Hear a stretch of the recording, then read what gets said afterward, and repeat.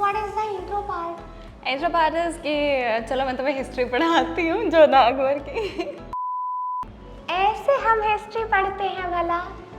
नहीं, ये ऐसे ऐसे ऐसे ऐसे कौन हिस्ट्री ये पढ़ता है? मुगल साम्राज्य के बारे में पढ़ेंगे तो पहले आदाब करना तो सीख ले। अस्सलाम वालेकुम। फिर वालेकुम अस्सलाम। खैर, तो हम क्या करने वाले हैं? तो बेसिकली हम करने जा रहे हैं आज एक और वीडियो रिएक्शन लेकर आ गए हैं आपके लिए, बिल्कुल पब्लिक डिमांड पर हम हाजिर हैं दोबारा से। तो Z5 पर आ रही है एक नई सीरीज जिसका नाम है ताज, और इसमें हमें बहुत सारे कैरेक्टर्स नजर आने वाले हैं। जी मैं हाँ। एक बात ऐड करना चाहूँगी, डिवाइडेड बाय ब्लड। तो कहीं ना कहीं मुझे ऐसा लग रहा है ये बहुत थोड़ा ऑथेंटिक जैसा है, हिस्टोरिसिटी पे है, हमें नॉलेज भी मिलेगा, एंटरटेनमेंट भी मिलेगा। It's all about Mughals. Mughal emperor जो थे उस टाइम पर सबसे ज़्यादा अगर हम किसी का नाम ले सकते हैं वो है अकबर। अकबर के साथ जोधा का नाम ज़रूर जुड़ेगा। फिर उसके बाद वहाँ पे ऐसा हो नहीं सकता कि जिक्र ना हो सलीम और अनारकली का।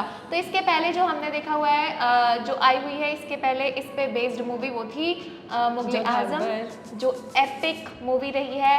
मुगल आजम एक ऐसी मूवी जिसने कई सारे गाने दिए, मोहे पनघट पे छेड़ गयो और बहुत सारी मूवीज थी, और आज भी हम उनके किरदार याद रखते हैं, आज भी उनके गाने याद रखते हैं। उसके बाद में आई थी जोधा अकबर, जिसमें कि हमने देखा कैसे ऋतिक रोशन और ऐश्वर्या राय बच्चन की केमिस्ट्री ने हमारा खूब मिस दिल वर्ल्ड। जीता। मिस वर्ल्ड, उनकी सुंदरता, और ऋतिक रोशन तो obviously he is very talented. कहा जाता है कि जोधा की सुंदरता पे ही मोहित हुए थे अकबर, और सच में उनकी खूबसूरती उसमें देखने लायक है। जोधा के किरदार को बहुत ही खूबसूरती से निभाया उन्होंने।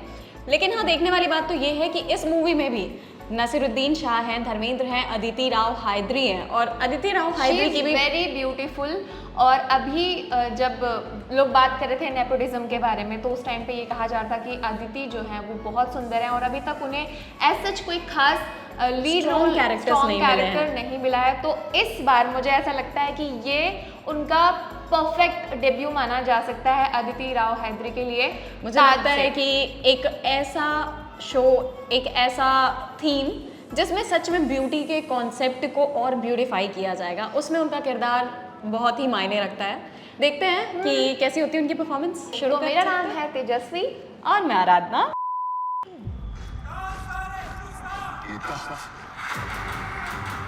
हाँ, ये क्या है? मुगलिया सल्तनत है।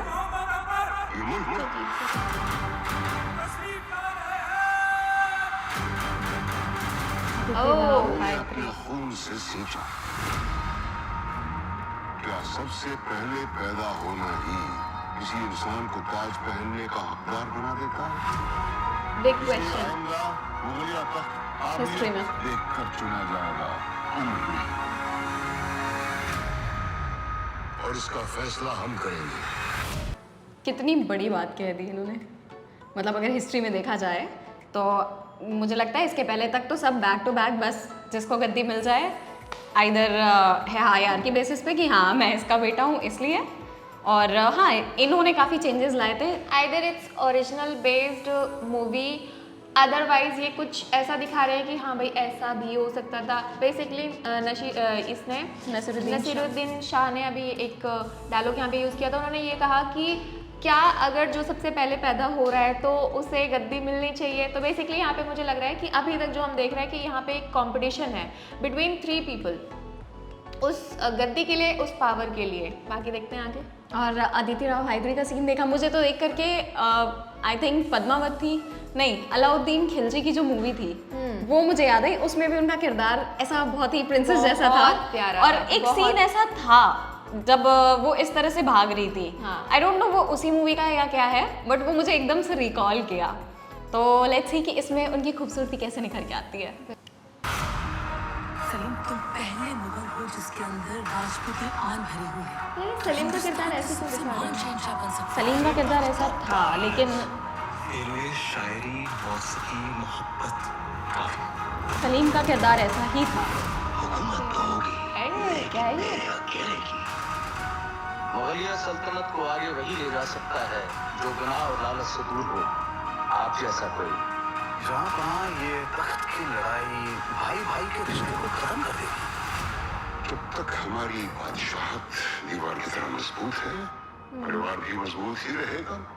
एक हिलती ईंट ही काफी है पूरी दीवार गिराने के लिए। ये आई। अच्छा, अभी तक देख करके क्या फीलिंग आई? आह, बहुत सारे स्ट्रॉन्ग कैरेक्टर्स हैं जिनको इन्होंने कास्ट किया हुआ है इसके लिए, और मैं ये भी देख पा रही हूँ कि यहाँ पे एक तरीके से बिगड़ा शहजादा दिखाया गया है सलीम। सलीम को, विच इज़ टोटली मैंने- फेयर विद द कैरेक्टर जिन्होंने प्ले किया है। इसको बहुत अच्छे से प्ले किया है, बिल्कुल बिगड़ा हुआ शहजादा। ही इज इन्वॉल्व उनकी इन आंखों में वो अल्कोहल दिख रहा है। हाँ, और मतलब परफेक्ट, बहुत अच्छे से एक्ट किया हुआ है। लेकिन बहुत वायलेंस चीज़ें भी इसमें दिखाई गई हैं, जैसे ब्लड स्टेन्स। एक चीज़ और मैं ऐड करूंगी कि जैसे अब तक हमने देखा है जो भी हिस्ट्री पे बेस्ड मूवीज रही हैं उनमें कहीं हमने ये इतने इंटीमेट सीन्स नहीं देखे हैं। This is the first time जब हम ये देख रहे हैं कि हमें खुद ट्रेलर से थोड़ा सा Glimpses मिल रहे हैं। ऑकवर्ड लग रहा है। तो लेट्स सी कि हिस्ट्री के और कितने डेप्थ को इन्होंने निकाला है। आगे चलो बढ़े? देखते हैं आगे। हाँ, यहाँ से मुझे दीपिका पादुकोण का थोड़ा सा ग्लिम्स आया ना? हाँ, पद्मावत का नहीं, उसका कि तुम किसकी बाजीराव मस्तानी का किसका था वो? हाँ, बाजीराव मस्तानी में थी वो। शहजादे का सिपाही होना जरूरी नहीं। कुछ है जो हमें एक दूसरे की तरफ खींचे जा रहे हैं। ये अनारकली है। दरिया का पानी जब जब लाल होगा, मुगलिया खून जरूर बहेगा। ठीक है।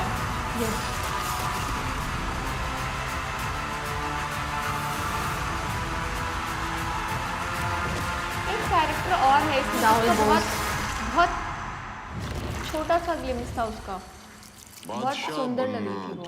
थोड़ा सा रहता है अभी। देखते हैं इसमें राहुल बोस का किरदार देखा, मतलब मुझे उनको देख करके रणवीर सिंह की याद आ रही है खिलजी के रोल में। जो शुरुआती ग्लिम्स था उनका प्रॉपर वैसा सा ही आ रहा था। और अदिति राव हायदरे का किरदार अब तक तो मुझे समझ आया कि हाँ वो है अनारकली के रोल में यहाँ पे, वो जोधा बाई के रोल में नहीं है। ब्यूटीफुल लग रही है। ऑफ कोर्स ऐसी जोधा बाई में हो भी नहीं सकती है ना वो एक्चुअली, क्योंकि ये लाइफ कहीं ना कहीं शाह तो is looking very old.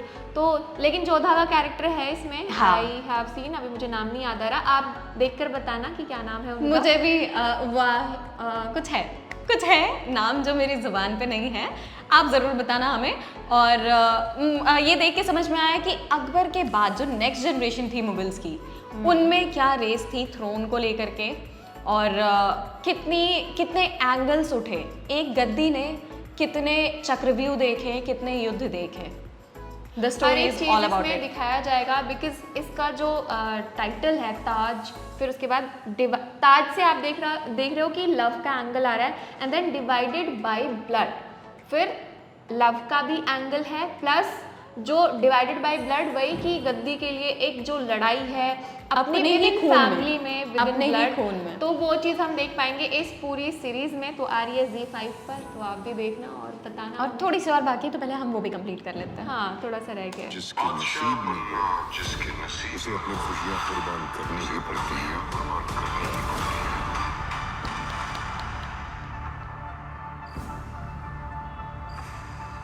That's the truth. I mean, जो किंग बनता है, obviously that person needs some sacrifices.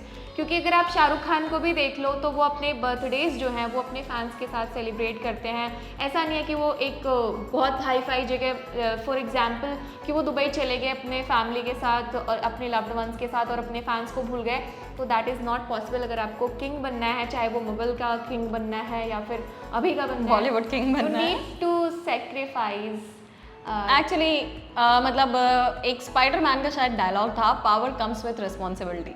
तो दैट्स सो ट्रू। आप किसी भी रोल में देखिए, चाहे सुपरमैन के रोल में देखिए, चाहे किंग के रोल में देखिए, चाहे कोई और ही गद्दी हो, देश का प्रधानमंत्री ही क्यों ना हो, तो सबके लिए कुछ ना कुछ सेक्रीफाइसेस हैं। और इसमें सेक्रीफाइसेस से ज़्यादा कहीं ना कहीं टैक्टिक्स पे जोर दिया गया है कि क्या फेयर और क्या ब्लैक एंड ग्रे शेड्स थे। सारी चीज़ें निखार के एक दिखाई गई है। happens कि आपको पावर तो चाहिए, हम यही करते हैं।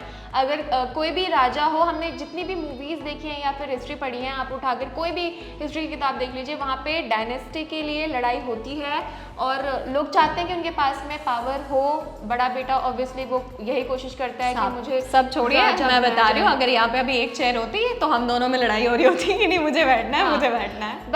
बट पावर उसके पास होनी चाहिए, राजगद्दी उसके पास होनी चाहिए जो एक्चुअली उसका हकदार हो। और मुझे लगता है बहुत हिस्ट्री में कहीं ना कहीं बहुत फाइन लाइंस जो आई थी थ्रोन को लेकर के, मुगल एम्पायर में कहीं ना कहीं वो उठ के ऊपर आई थी।